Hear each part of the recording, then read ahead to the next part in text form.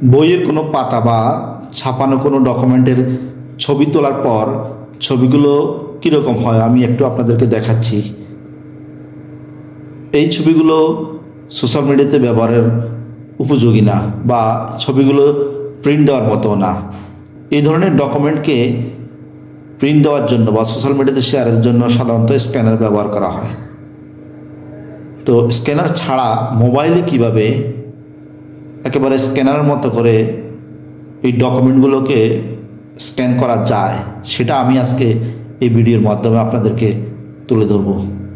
এই কাজটি করার জন্য আপনারা গুগল প্লে স্টোরে যাবেন। গুগল প্লে স্টোর থেকে CS ক্যাম স্ক্যানার এই অ্যাপসটি ডাউনলোড করে ইনস্টল করে নেবেন। আমার এখানে ইনস্টল করা আছে, আমি এটি এখন ওপেন করব।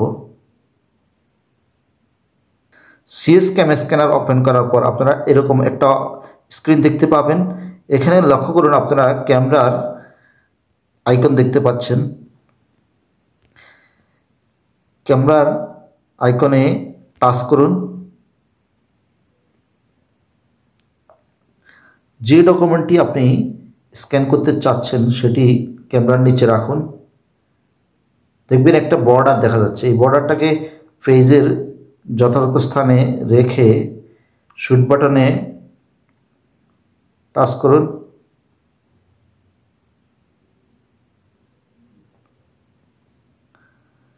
পেজটি স্ক্যান হয়ে গেছে। এখন নিচে ডান দিকে একটি টিকমার্কযুক্ত গ্রিন বাটন দেখা যাচ্ছে, এটার উপর টাচ করুন।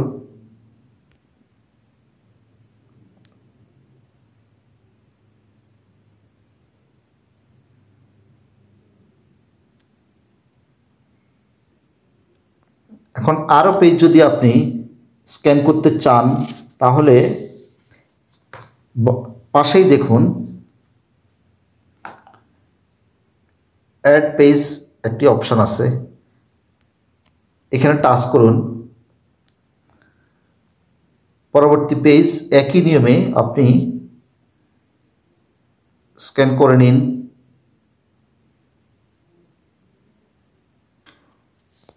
লক্ষ্য করুন দুটি পেজ আমি এখানে স্ক্যান করলাম। আপনি ইচ্ছা করলে আরও বেশি পেজ স্ক্যান করতে পারেন। এখন আমি এই স্ক্যান করা পেজগুলোকে কিভাবে আমার মোবাইলে নেব, দুইটা ফরম্যাটে আপনি মোবাইলে নিতে পারেন। একটি হচ্ছে image format, JPG image format, আর একটি হচ্ছে PDF ফরম্যাট। মোবাইলে নেওয়ার জন্য উপরে ডান পাশে 3 ডট আছে, লক্ষ্য করুন 3 ডট টাচ করার পর এরকম একটা স্ক্রিন আসবে।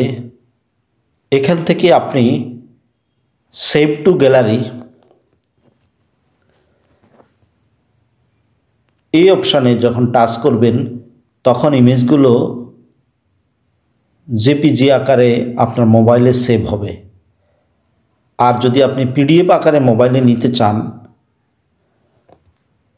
তাহলে এই প্রিন্ট অপশানে আপনি টাচ করবেন।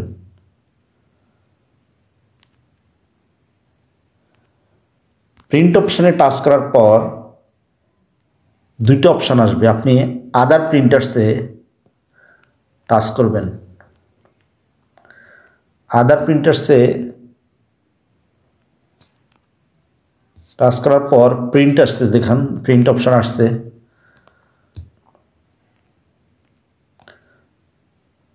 প্রিন্ট অপশানে টাচ দেওয়ার পর PDF যে বাটনটা আছে এখানে টাচ করলে এটি আপনার মোবাইলে সেভ হয়ে যাবে। সেভ ডান।